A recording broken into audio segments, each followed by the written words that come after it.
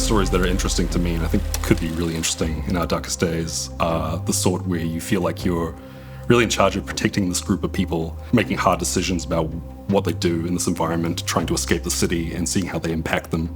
I think part of the charm is just the what if of the situation, you know, how would I adapt to this kind of survival challenge? This game is a lot about the vulnerability and humanity post a zombie apocalypse. And so we're leading into, you know, trying to see ordinary people do extraordinary things to survive. We sort of see this as a vehicle to help you tell your own stories in the zombie survival fantasy. It's early in the apocalypse, so even though many people have fled, you still get the sense that society is still unraveling over time. It kind of sets the tone for the game, really, is that there are kind of echoes of what this city used to be. Having the world be a little bit untethered from reality adds to a feeling of uncertainty, which is the foundation of horror.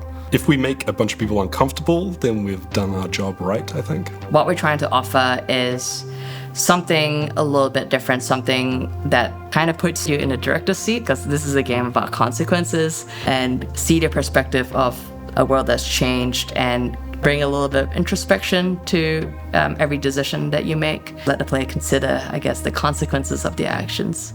A lot of the time when you bring someone into your shelter, it's almost a gamble, and you'll find out about them over time as things are revealed about them, like the traits they're carrying and you know, what they've been through. They can cause like a lot of friction. There's a kind of reveal there that I find quite interesting. Your survivors are very vulnerable, and so part of the challenge then is using your resourcefulness as a player. We want these decisions to be constantly playing in our player's head. We want to keep the tension, we want to keep the surprises going. You know, there'll be things in the game that will make you change tact. The next year, what's the focus? How long is a piece of string, Mike? We're continuing to flesh out the world and the locations you visit and think about the environmental storytelling, what happened in this particular structure, right? How did the people react to the undead bearing down their door, that kind of thing.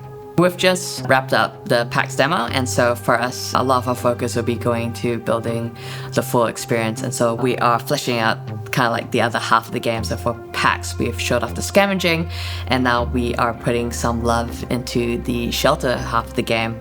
For those who have been following us throughout our journey, thank you so much for following us. Thank you so much for watching every video. Thank you so much for interacting with every piece of content, and we look forward to kind of working together more in the future.